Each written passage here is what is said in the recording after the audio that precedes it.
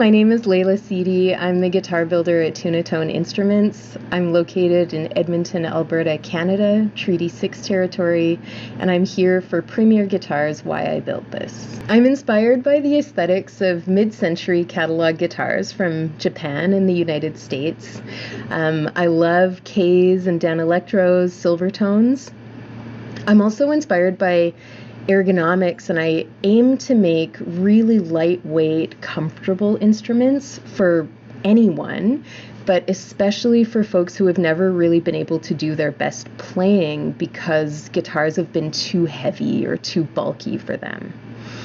And I'm also really inspired by simplicity, so I love to pare down the guitar to its most necessary elements and then pay a lot of attention to executing each one as elegantly as I can. My introduction to guitar building was as a woodworker. My mentor in guitar building is Dion James of Dion Guitars, and I have another mentor who kind of mentored me in learning about guitars and vintage sort of instruments, and that's my friend and my ex-partner Jenny Roberts. At the time that I sort of transitioned to build my first instrument, Jenny, who is a professional rhythm player, she plays bass and drums, had been finding long scale basses to be a barrier to playing, essentially, a barrier to her playing. And so she had researched and did a whole bunch of work to source a 1969 Music Master bass. It was a short scale bass that allowed her to play just more comfortably, but still sort of professionally and tour and all these things. And it was through her mentorship that I learned that short scale instruments, in particular short scale basses, were available as factory guitars, but they were less common, and they were built at a poorer quality than full scale basses. So they were kind of, they were kind of built with the assumption that children were going to play them. In fact, this bass that I'm referring to came from an elementary school. Or that, women would play them, and neither type of person was considered a professional instrument or a professional musician. So my inspiration aesthetically was sort of from this kind of mid-century instrument, and sort of Jenny learning and teaching me all about the Music Master, but also that was my real and true inspiration behind wanting to move forward and build more ergonomic instruments, because I think that people of smaller stature, people of, with sort of smaller hands, chronic pain, like all kinds of things, should be able to play professional quality instruments and not have their size sort of be a barrier to them.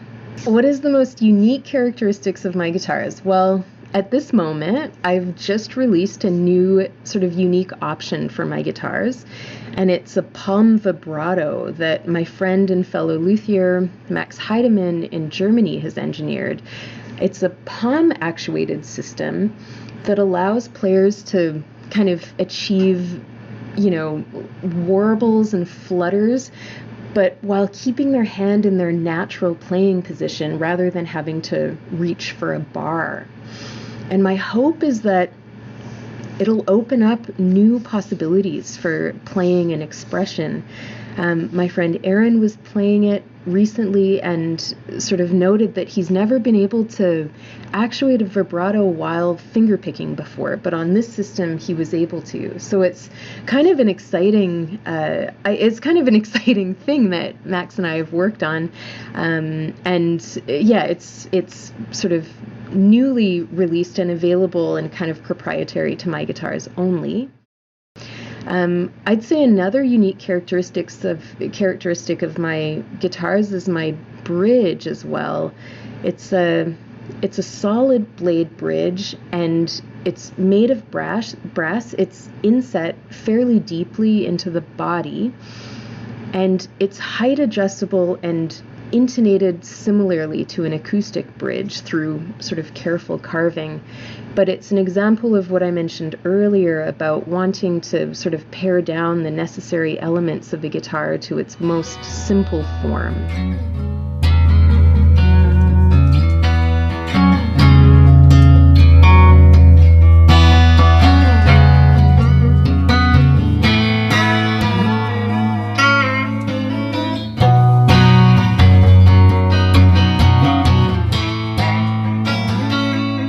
The timeline of developing this vibrato system, it's been sort of a part-time project for both Max and I, but I think a really unique sort of part of it is that Max and I sort of developed and prototyped this unit across the ocean from each other. We've never met in person. We've been sort of part-time working on it for probably 2 years or in that kind of range.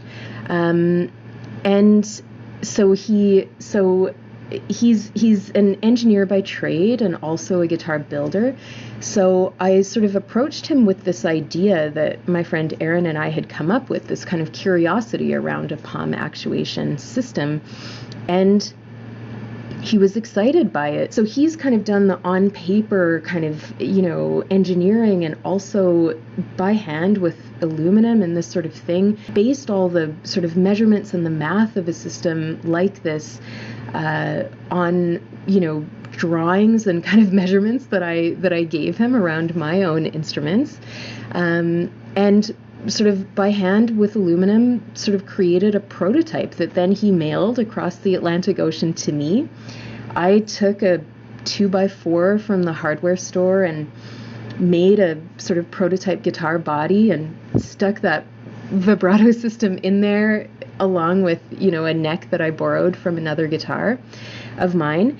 And this was the sort of process of prototyping, is that, he would make something in his shop, mail it to me in Canada.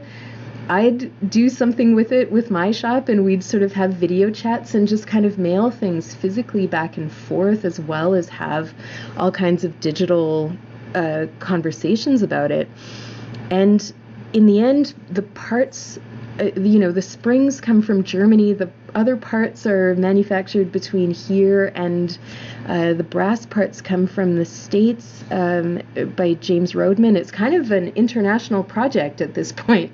So the development was, I think, it was a really lovely process, because in a 2-year period, Max and I have become really genuine friends, which is one of the most sort of one of the loveliest kind of outcomes of this process.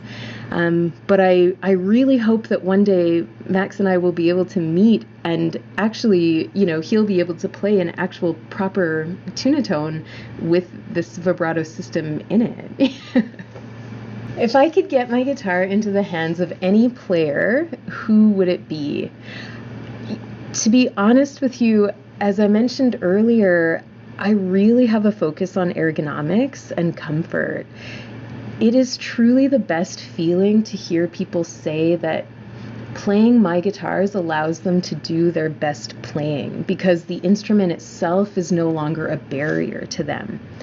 So I won't really name a particular guitarist or anything like this. I do my work I do my work for this type of player, so they are my ideal player.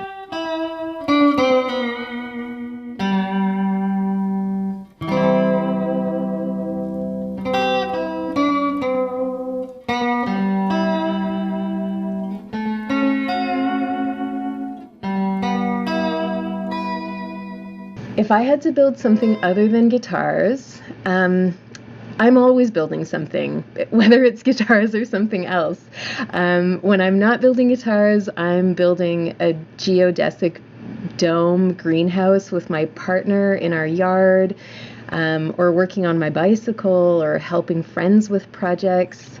I love teaching people how to do basic woodworking as well to make the skill set more accessible to people, especially because I've been gifted my knowledge from really generous mentors. Before I got into building guitars, I was working with a furniture builder named Brad Gertz. He had taken me on informally and honestly just because I asked. For 4 years, I think, he sort of taught me the fundamentals of woodworking. Oh, we were building we were doing occasional millwork for sort of for businesses around town, which was always never very much fun. But we also built chairs, the occasional table. He got me to kind of do personal projects as well, like making my own workbench or that sort of thing as like a way for me to kind of learn all the necessary skills to do something like that. So yeah, I think making a set of chairs was one of our largest projects, and then me making my bench was also one of that took me 9 months or something, to get it. So.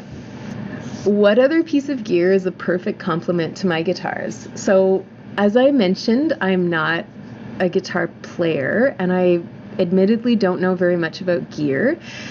So I can't really name pedals or amps, but I will tell you that I just built this bass, and I think it sounds really great with one of my guitars.